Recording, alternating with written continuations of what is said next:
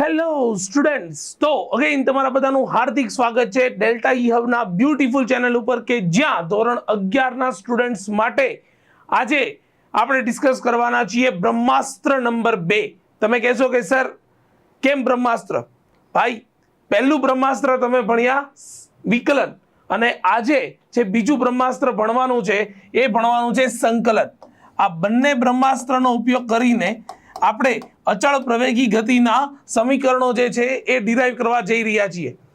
તમે કહેશો કે સર એ એટલા ઇમ્પોર્ટન્ટ છે? ભાઈ, લગભગ ફિઝિક્સનો 40% પાર્ટને જો સમજવો હોય ને તો આ અચળ પ્રવેગી ગતિના સમીકરણો જે છે ને તમારા ફિંગર ટિપ્સ ઉપર હોવા જોઈએ।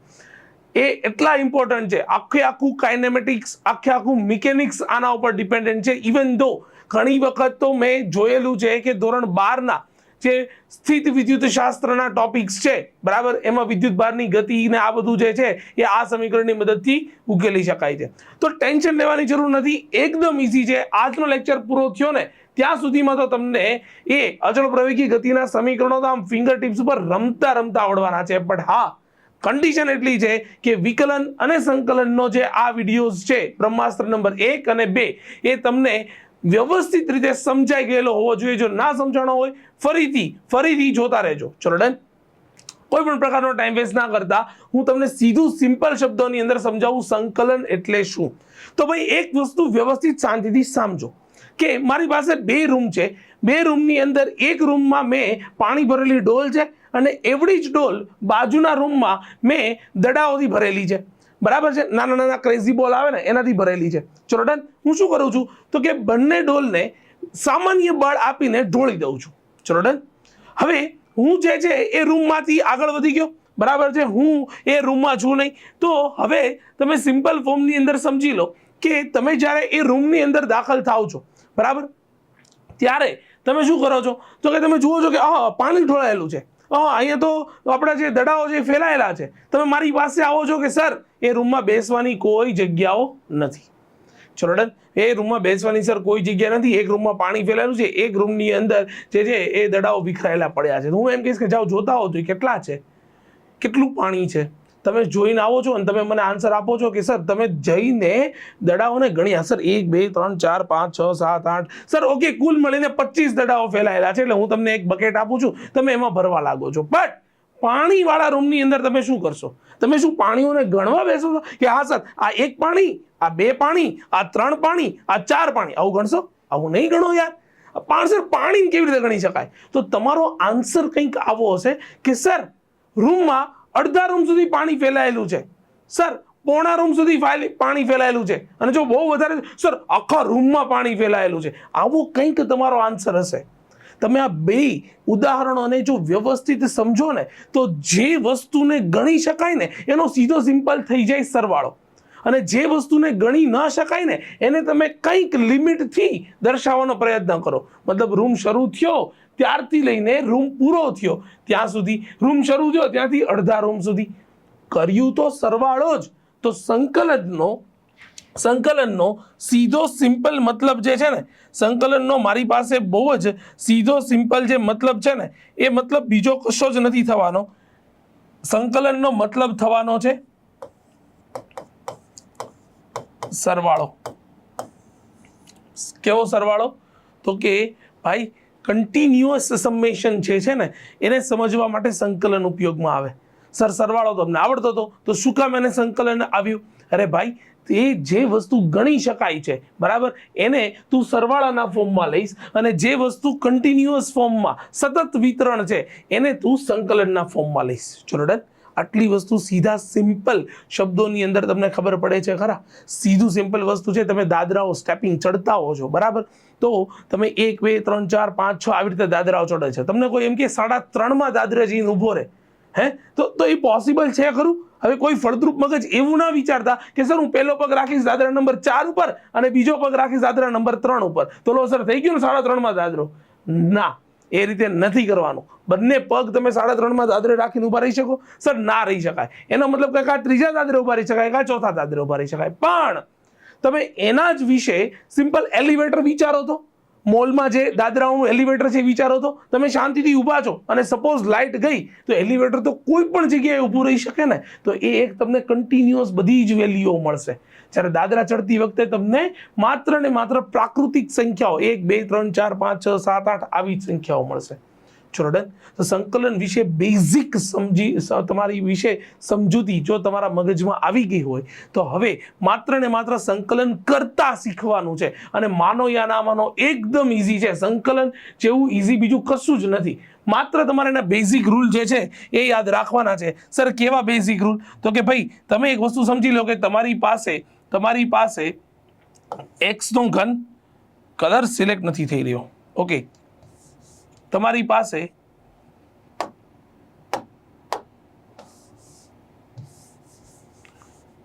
પાસે કંઈક છે x નો ઘન વત્તા 4x ની 3 ઘાત. આનું સંકલન કરવાનું છે. તો સિમ્પલ શબ્દોમાં સમજી લો કે આ જે છે એ dx આપેલું છે અને તમને શું કીધું છે તો કે આનું સંકલન કરો. તો હવે એનું સંકલન કરવા માટે તમે શું કરશો તો કે સર બહુ સિમ્પલ છે, ઇન્ટિગ્રેશન. એ તમે શું કરશો તો કે ઇન્ટિગ્રેશન આખે જો બીજી વસ્તુ સંકલનને છે ને આ રીતે દર્શાવાય.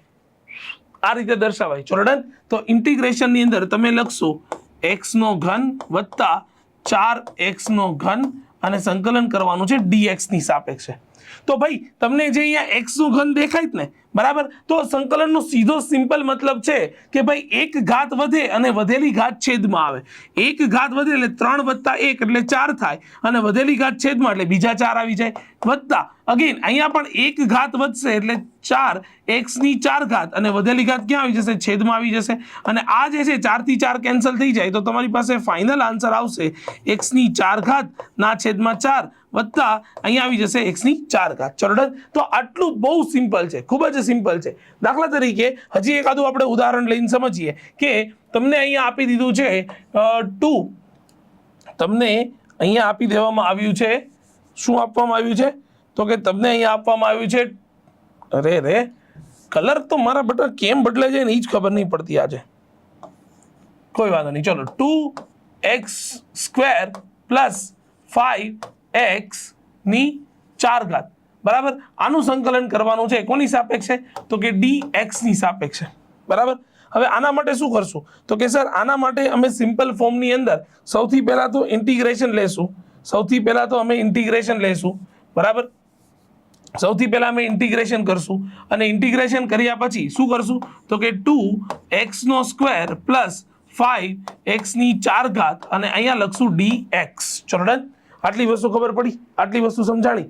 તો સિમ્પલ વસ્તુ છે કે આપણો નિયમ છે શું છે તો કે એક ઘાત વધારવાની, વધેલી ઘાત નાખવાની છેદમાં. ચલો ક્લિયર. તો અહીંયા 2x ની 1 ઘાત વધારો એટલે 3 ના છેદમાં 3 વત્તા શું આવશે 5x ની 5 ઘાત ના છેદમાં 5. ચલ 5 થી 5 છમ્મા. તો ફાઇનલી ઇક્વેશન જે છે એ આવશે 2x નો ઘન ના છેદમાં 3 વત્તા શું આવશે 5x ની 5 તૂટી ગયા, 5 તો કેન્સલ થઈ ગયા, તો શું આવશે x ની 5 ઘાત. ચલો ડન. આટલી વસ્તુ ખબર પડી, આટલી વસ્તુ સમજાણી. મારે હવે તમને જે સમજાવવું જ ને, સંકલન કરતા તો આવડી ગયું સર, ઘાત વધારો વધેલી ઘાત છેદમાં, ઘાત વધારો વધેલી ઘાત છેદમાં, આટલું જ છે, બીજું કશું છે નહીં. સંકલન કરતા તો આવડી ગયું, પણ મારે તો લિમિટ મૂકતા શીખવાની છે કે લિમિટ કેવી રીતે મૂકવાની. તો ભાઈ સાહેબ આપણે એના માટે સિમ્પલ ફોર્મની અંદર એક વસ્તુ સમજશું કે ઠેર જાઓ,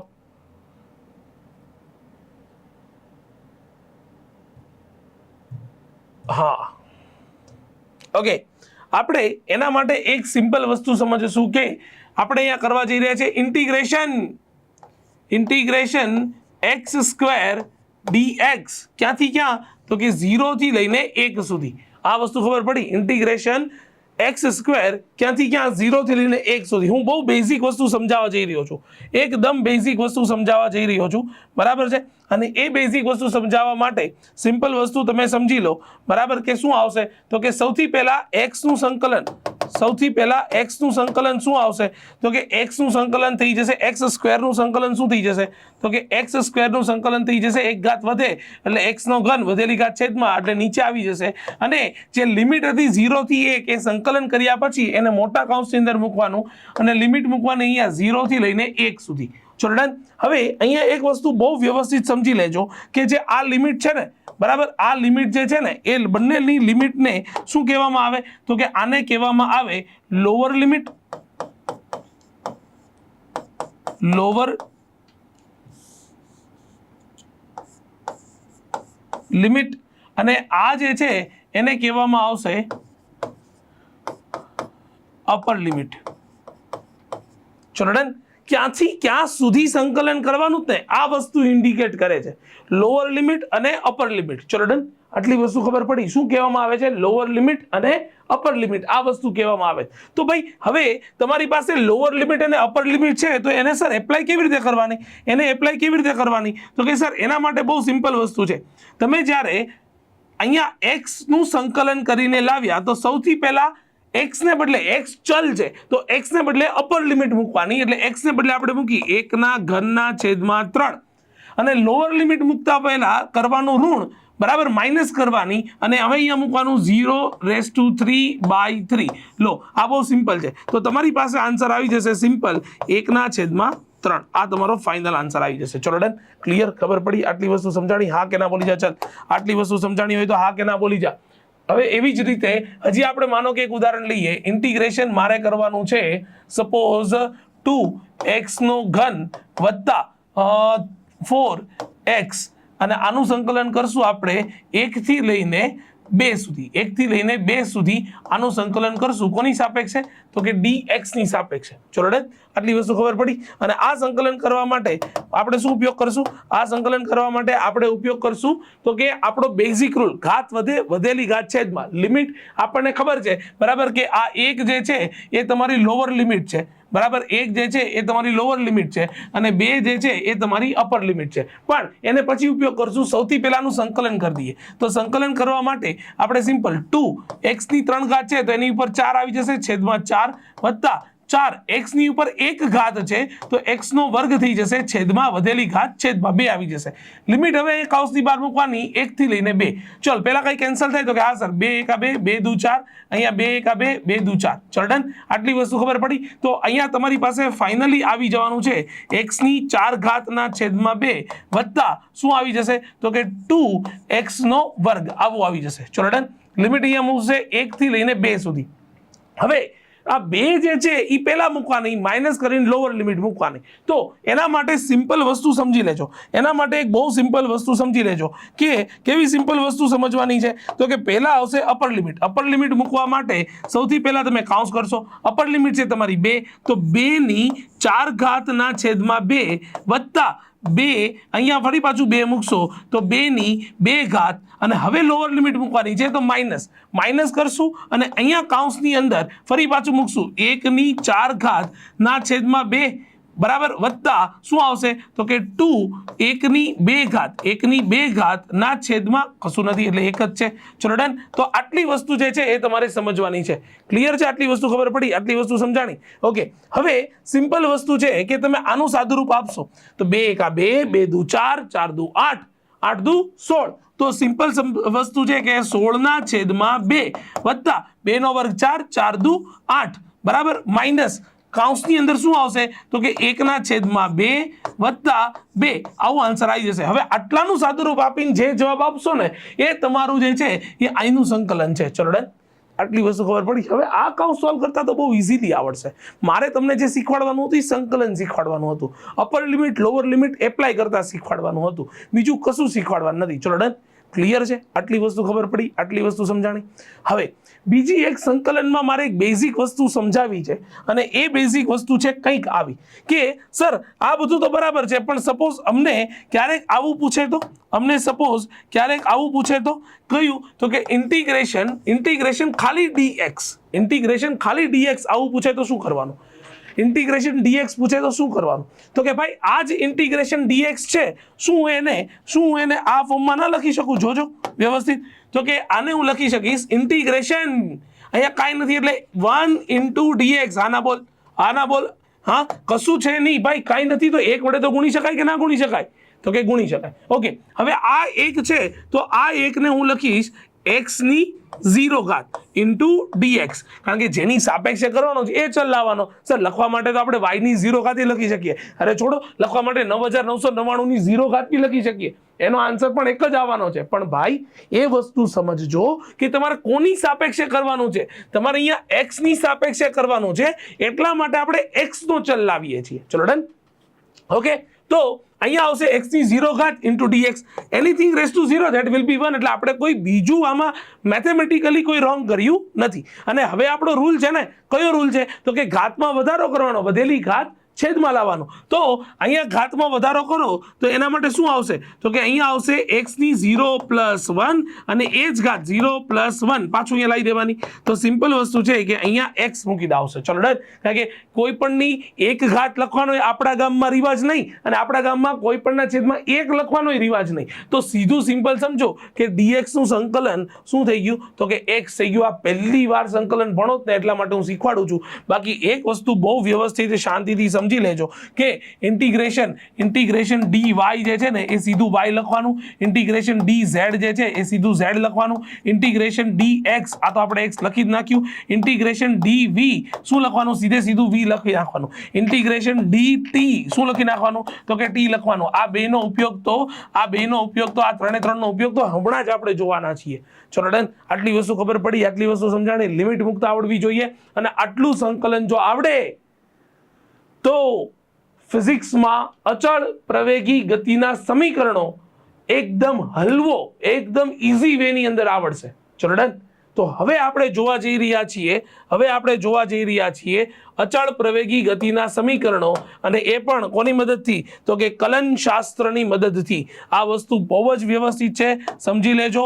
આપણે જોવા જઈ રહ્યા છે, તમારો ટોપિક છે અચળ પ્રવેગી ગતિના સમીકરણો કોની મદદથી? તો કે ખાસ વસ્તુ સમજજો, કલનશાસ્ત્રનો સીધો સિમ્પલ મતલબ થાય છે, મારી પાસે કે સંકલન કે જે હમણાં જ ભણ્યા પ્લસ વિકલન. બરાબર. સંકલન અને વિકલનની મદદથી અચળ પ્રવેગી ગતિના સમીકરણો ડિરાઈવ કરવા જઈ રહ્યા છો. ભાઈ એક વસ્તુ સમજી લો કે આ જે સમીકરણો છે અચળ પ્રવેગી ગતિના, જે આ સમીકરણો છે એ સમીકરણો સર છે ક્યાં?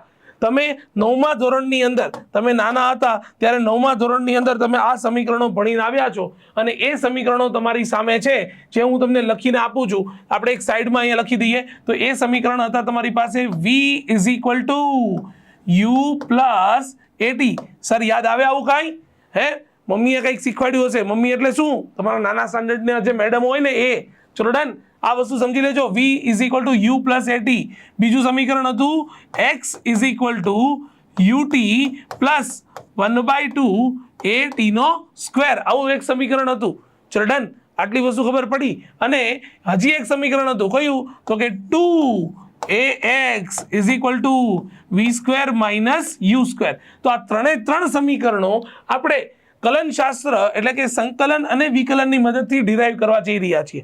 અહીંયા એક વસ્તુ વ્યવસ્થિત સમજી લેજો, અને એ વસ્તુ એવી છે કે તમારા જે અહીંયા u જે છે ને, u એ રિપ્લેસ થશે v0 થી. તમારો જે u જે છે, તમારો જે u જે છે ને, ઓકે, તમારો જે u જે છે ને એ v0 થી રિપ્લેસ થવાનો છે.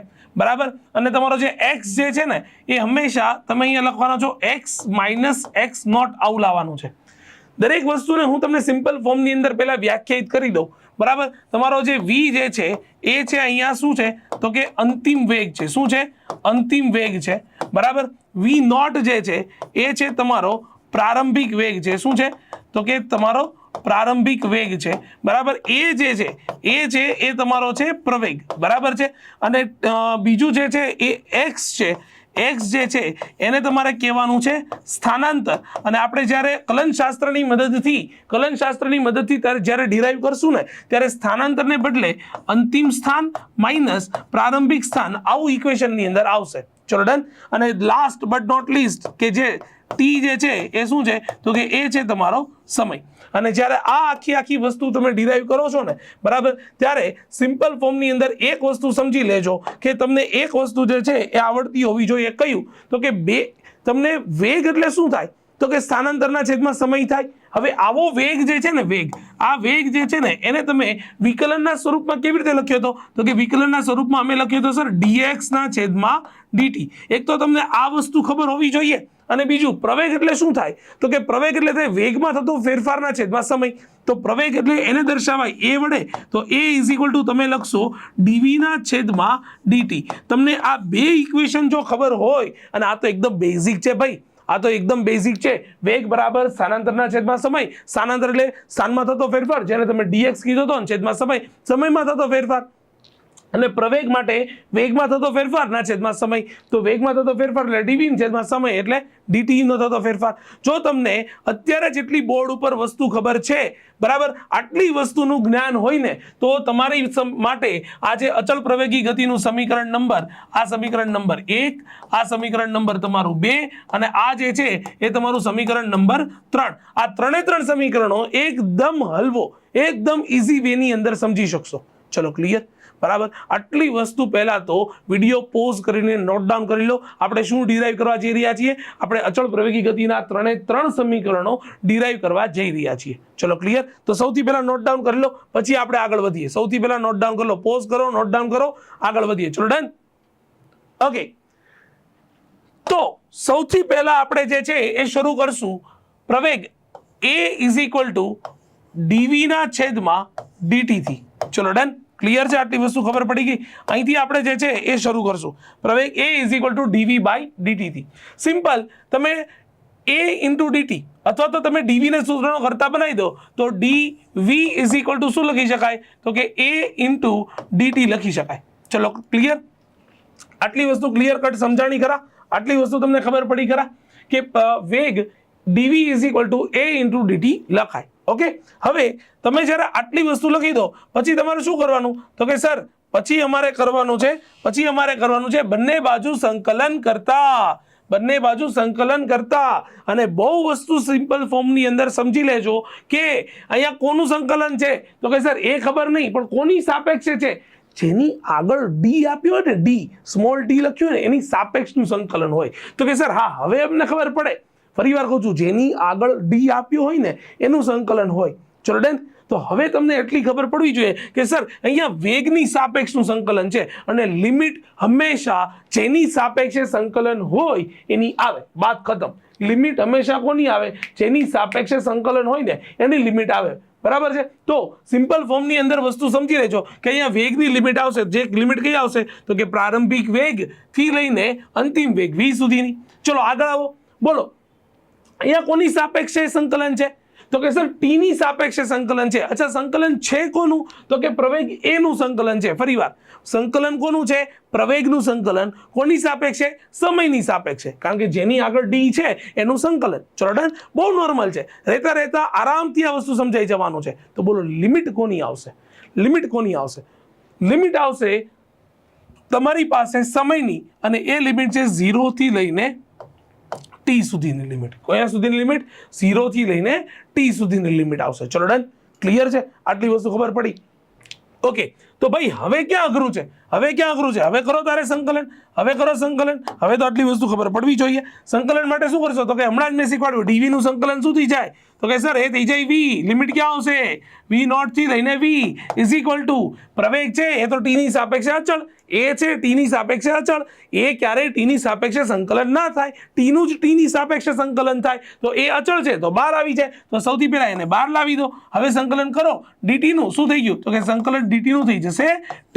લો, dt નું સંકલન ક્યાંથી ક્યાં તો કે 0 થી લઈને t સુધીનું. તો બસ હવે તમે લિમિટ મૂકી દો. બોલો કઈ લિમિટ મૂકશો તો કે v ને રિપ્લેસ કરો અપર લિમિટ v થી, તો v માઇનસ કરશો. v ને રિપ્લેસ કરો લોઅર લિમિટ v થી, v0 થી, તો માઇનસ v0 = શું આવી જશે?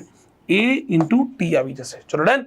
આટલી વસ્તુ ખબર પડી. અને હવે માત્ર ને માત્ર v ને સૂત્રનો કરતા બનાવી દો તો તમારી પાસે ઇક્વેશન છે v = v0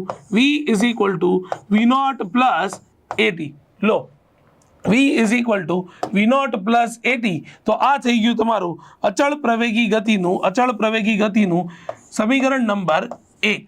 ચલો ડન. એકદમ ઇઝી છે, એકદમ હલવો છે, કશું છે નહીં, બરાબર. v is equal to v nought plus a t, આ તમારી પાસે સમીકરણ બની ગયું. ચલો ડન. હવે આપણે બીજા સમીકરણ તરફ આગળ વધીએ તો એના માટે સિમ્પલ ફોર્મની અંદર સમજાવો. તમે બીજું શું જોયું હતું? તો કે અમે જોયું હતું sir v is equal to dx by dt. v is equal to dx by dt. અચ્છા, v is equal to dx by dt. તો ભાઈ હવે આમાં અમે શું કરશું? તો કે પહેલી વસ્તુ તો એ કે આની અંદર જે છે ને એ અમે સૌથી પહેલા તો dt ને એક બાજુ લઈ જઈએ, એટલે dx ને સૂત્રનો કરતા બનાવશું. તો સર બનાવો ને. dx ઇઝ ઇક્વલ ટુ શું લખાય? તો કે v ઇન્ટુ dt. ઓકે. હવે v ની જગ્યાએ શું મૂકી શકાય? તો કે v ની જગ્યાએ તો આખું સમીકરણ મળ્યું જ ને, તો પહેલા એ મૂકી દઈએ. ચલ, શું મૂકી શકાય? તો કે dx ઇઝ ઇક્વલ ટુ ચલ શું લખી શકાય? તો કે dx is equal to v ની જગ્યાએ મૂકશું v nought plus a t into શું લખી શકાય? dt. અને હવે આપણે જે છે એ બંને બાજુ શું કરી દઈએ? તો કે હવે કરી દેશું બંને બાજુ સંકલન. હવે આપણે કરી દેશું બંને બાજુ શું કરી દેશું? તો કે હવે આપણે કરી દેશું બંને બાજુ સંકલન. ચલ ડન. આટલી વસ્તુ ખબર પડી. તો હવે અહીંયા સંકલન કરી દઈએ, અહીંયા સંકલન કરી દઈએ. ત્યારે બોલો, આ બાજુ કોની સાપેક્ષે સંકલન છે? તો કે સ્થાનાંતરની સાપેક્ષે. આ બાજુ કોનું સંકલન છે? તો કે v નોટ પ્લસ એટી નું સંકલન છે. કોની સાપેક્ષે? સમયની સાપેક્ષે. તો ભાઈ જ્યારે સ્થાનાંતરની સાપેક્ષે સંકલન હોય તો આપણે સ્થાનાંતરની લિમિટ મૂકી દઈએ. કેટલી? x નોટ થી x સુધીની. અહીંયા લિમિટ મૂકી દઈએ 0 થી લઈને t સુધીની. ચલો ડન. આટલી વસ્તુ ખબર પડી, આટલી વસ્તુ સમજાણી. તો ભાઈ dx નું સંકલન, તો કે સર હવે અમને આવડે, હવે બહુ ટેન્શન નહીં. બોલો ત્યારે dx નું સંકલન શું હતું? તો કે dx નું સંકલન હતું અમારી પાસે x. તો dx નું સંકલન થઈ જાય x. લિમિટ ક્યાંથી ક્યાં આવશે? તો કે x નોટ થી x સુધીની આવશે. અને આ બાજુની સાઈડ સૌથી પહેલા તો હું સંકલન છૂટું પાડીશ, એટલે 0 થી લઈને t v nought into dt plus integration 0 થી લઈને t ક્યાંથી ક્યાં? તો કે a t ઇન્ટુ dt. ચલ, આટલી વસ્તુ ખબર પડી, આટલી વસ્તુ સમજાણી. હવે લેફ્ટ હેન્ડ સાઈડ તો બહુ સિમ્પલ છે, upper limit minus lower limit, એટલે અહીંયા આવશે x minus x nought is equal to ચલ v નોટ તો t ની સાપેક્ષે અચળ છે તો એને બહાર લાવી દઈએ. અને ઇન્ટિગ્રેશન કોનું થઈ જશે? તો કે ખાલી dt નું. અને dt નું સંકલન શું થાય? તો કે t 0 થી લઈને t વત્તા એ અચળ છે એ બહાર આવી જશે, તો t ઇન્ટુ dt. તો t નું સંકલન t ની સાપેક્ષે. બોલો શું થાય? ઘાત વધે, વધેલી ઘાત છેદમાં. તો એ તો બહાર આવી ગયો, તો ઘાત વધી. કેટલી વધી? તો કે t ઉપર 1 હતી, તો હવે 2 ઘાત થઈ ગઈ, ના છેદમાં 2. શું આવશે? 0 થી લઈને t. ચલ ડન. આટલી વસ્તુ ખબર પડી, આટલી વસ્તુ સમજાણી. તો ભાઈ બહુ સિમ્પલ વસ્તુ છે. આની આ વસ્તુ જે છે ને, આની આ વસ્તુ આપણે ફરીવાર લખી દઈએ. એ ફરીવાર લખી દઈએ. ચલો, ઓકે. તો આને આપણે કરી દઈએ અહીંથી કોપી, બરાબર. અને આગળની સ્લાઇડમાં જઈને એને કરી દઈએ અહીંયા પેસ્ટ.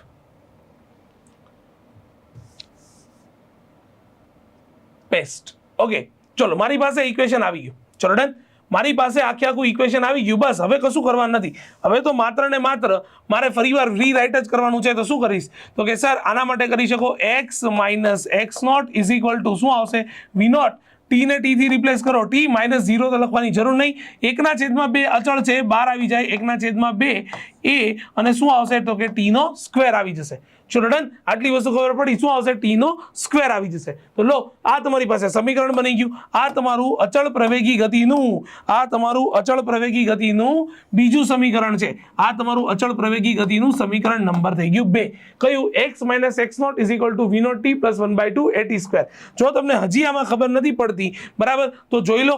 આપણે આ જ સ્લાઇડનો ઉપયોગ કર્યો હતો, જ્યાં મેં તમને કીધું હતું કે x is equal two ut plus half at square. જે u જે છે એ રિપ્લેસ થઈ જશે તમારી પાસે v નોટ થી.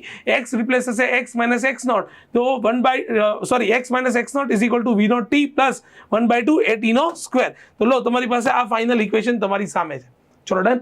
તો 2 સમીકરણો તમારે બહુ ઇઝી વેની અંદર મેળવી લીધા. અને ભાઈ હવે આપણે ત્રીજું સમીકરણ ડિરાઈવ કરવા જઈ રહ્યા છીએ, જે બહુ જ ઇઝી છે, કશું છે નહીં, કોઈ રોકેટ સાયન્સ નથી, એકદમ હલવો. કેવી રીતે? તો કે ભાઈ તમને એક વસ્તુ આવડતી હોવી જોઈએ. કયું? તો કે a is equal to dv by dt. a is equal to dv by dt.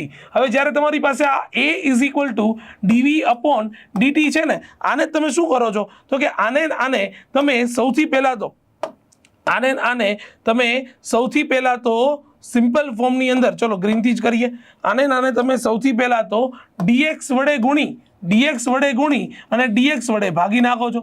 Law, dx વડે ગુણી dx વડે ભાગી નાખો છો. આમાં બીજું કશું કંઈ કરતા નથી. ચલો ક્લિયર? dx વડે ગુણી dx વડે ભાગી નાખ્યું. હવે dx વડે ગુણીને dx વડે ભાગી નાખો તો શું હું આ જ સમીકરણને, સમજો બહુ વ્યવસ્થિત, શું હું આ જ સમીકરણને આ રીતે ના લખી શકું? a is equal to dv ના છેદમાં આ જે dt અને dx છે ને એના ઉલટાવી નાખું. dt અને dx છે ને એના ઉલટાવી નાખું તો એના છેદમાં dx એને ગુણ્યા શું લખાશે તો કે dx ના છેદમાં dt. ચલો ડન, ક્લિયર? આટલી વસ્તુ ખબર પડી. હવે આટલી વસ્તુ જો ખબર પડી ગઈ હોય તો મને એક વાતનો તમે સિમ્પલ ફોર્મની અંદર આન્સર આપો. क्या आपको पहले कहीं देखा हुआ है? તો કે હા સર, આને તો અમે dx અપોન dt એને કહેવાય v.